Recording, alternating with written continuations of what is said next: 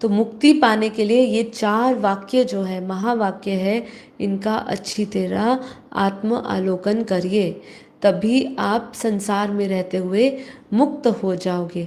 अन्य हम सुंदर और सूक्ष्म तरीके से समझते हैं कि इसीलिए क्या कहा, भेद मिटा तो ब्रह्म मिला, मतलब वो ब्रह्म स्वरूप मिला। जैसे ही भेद मिट जाएगा वही आपका ब्रह्म स्वरूप आत्म साक्षात्कार हो जाएगा। यही वेद कहता है। तू मैं नहीं, मैं तू नहीं, यही वेद दृष्टि का एक गूढ़ रहस्य है। मैं कौन हूँ, जब उत्तर वेद दृष्टि देती है तभी आत्म जागृति होती है। ब्रह्म की आंखों से देखो, द्वैत अद्वैत से नहीं देखो। भेद से जो है वो भरम, और वेद से हम परम प्रकाश की ओर बढ़ते हैं। जिस दिन भेद गया उसी दिन हमें ब्रह्म मिला। जिस दिन हमारा भेद गया उसी दिन हमें आत्मा की पहचान हो गई। इसलिए निष्कर्ष यही है कि भेद दृष्टि से आप जीव संसार में भटकता है। कौन सा? भेद दृष्टि से जीव जो है संसार में भटकता है, पर जब उसमें वेद दृष्टि आती है तो वही जीव जो है ब्रह्म में लीन हो जाता है। यह विषय अत्यंत सूक्ष्म है, अत्यंत दिव्य है, इसलिए इसको जितना हो सके इसके सूक्ष्मता से जुड़िए। ठीक है, टॉपिक में कुछ था नहीं ज़्यादा, हम आत्मा अनात्मा की डेली बात करते हैं, शरीर और आत्मा की डेली बात करते हैं, मन बुद्धि से परे जाने की हमेशा बात करते हैं। तन की मुक्ति नहीं, मन की पहले मुक्ति हो, यही हमारी मृत्यु हो, इसी को हम मुक्ति कहते हैं, ये हम डेली बात करते हैं। पर ये आत्म जागृति आपको बार बार जगाने का प्रयास किया जा रहा है कि आप वापस, जैसे हम जाते हैं ना, थक जाते तो क्या करते हैं, थोड़ी देर के लिए नैप लेने चले जाते हैं कि चलो थोड़ा आराम कर लेते हैं। पर कभी कभी वो जो थोड़ी देर की जो हम निद्रा लेने जाते हैं वो काफ़ी लंबे समय तक खिंच लेते हैं। ऐसे ही हम जब काफ़ी देर से वेद दृष्टि से दूर होते हैं ना, तो भेद दृष्टि हमारी प्रबल हो जाती है। और जितना समय आप भेद दृष्टि में रहते हो उतना संसार के साथ अटैच होते रहते हो, और फिर संसार छोड़ने के लिए वेद दृष्टि पर पुनः जाना हमारे लिए एक चुनौती का काम हो जाता है। ठीक है, तो इसीलिए कहने का मतलब यही है कि जितना हो सके हम देह भान में ना रहे, आत्म भाव में रहे। देह भान में जब जब हम वापस आते हैं, मतलब भेद दृष्टि में जब जब हम वापस आते हैं, जब हम देह भान की बात कर रहे हैं तो वो क्या है, भेद दृष्टि है। तो जब जब हम देह भान में आते हैं, अगर हम थोड़े क्षण के लिए भी आ रहे हैं तो वो हमें उसकी हमें आदी हो चुके हैं। उस स्वरूप में रहना, मतलब देह भान में रहना, इस स्वरूप में रहना हमारी आदत हो चुकी है। राइट? तो अब ये आदत कैसी है कि हम थोड़े क्षण के लिए भी आते हैं ना, तो ये आदत जो है हमारा लंबा अभ्यास बन जाता है। अब वही जब हम आत्मस्वरूप में थोड़ी देर के लिए आते हैं, ध्यान से समझिए, प्रैक्टिकल एग्जाम्पल है, आपको भी ये अनुभव हुआ होगा, हर एक बंदे का ये प्रैक्टिकल एग्जाम्पल है कि अगर आप आत्मस्वरूप का थोड़ी देर के लिए अनुभव करते हो लेकिन लंबा अभ्यास नहीं रहता है, तो आप फटाफट वापस देहभान में आ सकते हो, क्योंकि इसका अभ्यास कम है, इसकी स्मृति कम है, लेकिन उसकी स्मृति बहुत है। इसलिए उसका थोड़ा सा भी अभ्यास आपको हमेशा के लिए उसकी ओर धकेल देता है। इसलिए पुरुषार्थ यही है कि हम कैसे व्यक्त में रहते हुए अव्यक्त स्वरूप में रहे, कैसे हम स्वस्वरूप में निरंतर रहे, कैसे हमें याद रहे अपने दिव्य स्वरूप का, हम भूले नहीं, खाते पीते उठते बैठते चलते फिरते। इसलिए माँ कहती है वो चुंबकीय शक्ति को, उस परम प्रकाश को अपनी ओर आकर्षित करिए। वो परम धाम की परम प्रकाश जब आपके भीतर एक चुंबकीय शक्ति आपको छू देगी, फिर आपको कोई भेद दृष्टि में नहीं ला पाएगा।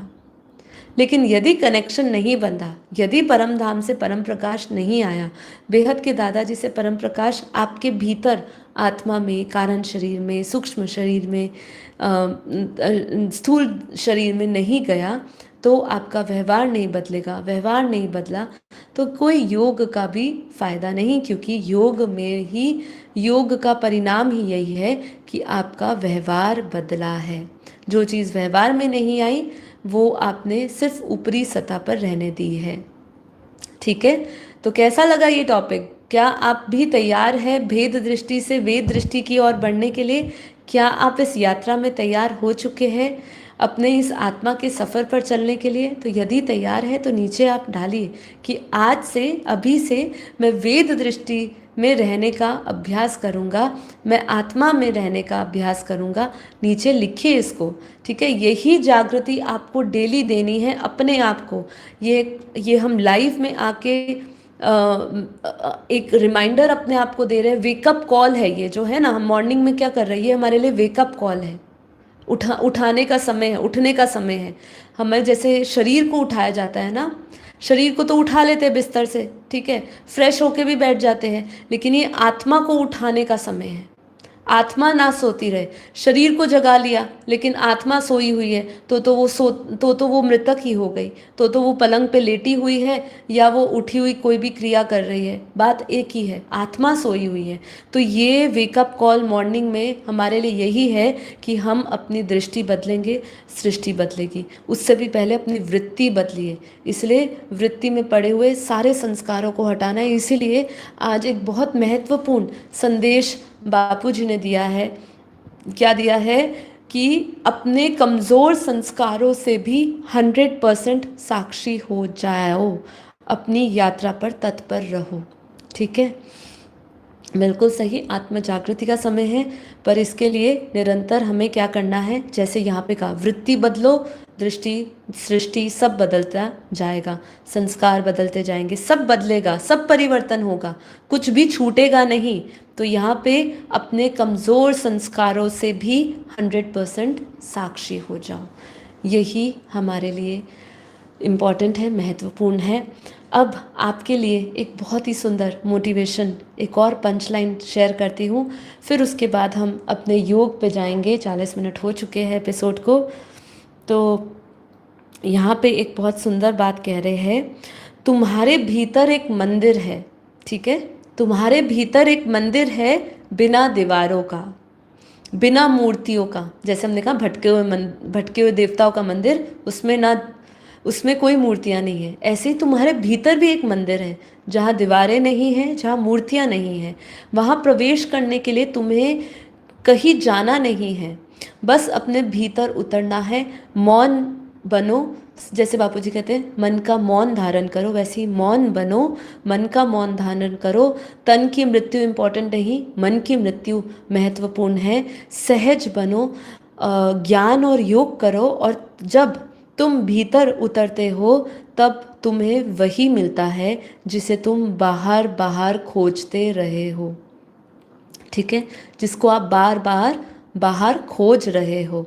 इसीलिए अपने भीतर उतरिए, वही एक मंदिर है, दूसरी जगहों पे जाने के लिए आवश्यकता नहीं है।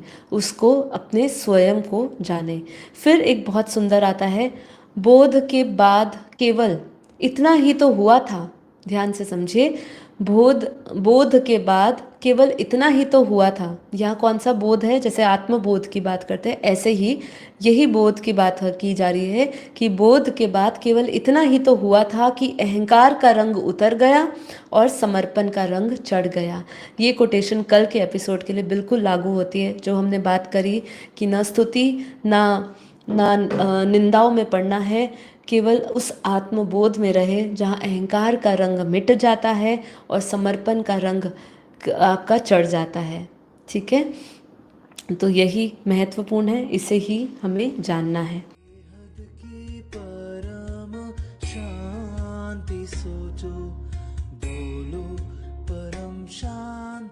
Join us daily for our morning live meditation, Monday to Saturday, 5:30 to 6:30 a.m.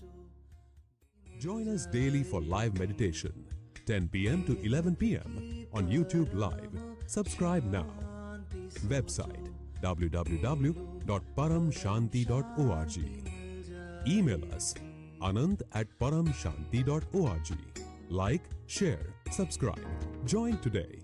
बेहद की परम शांति सो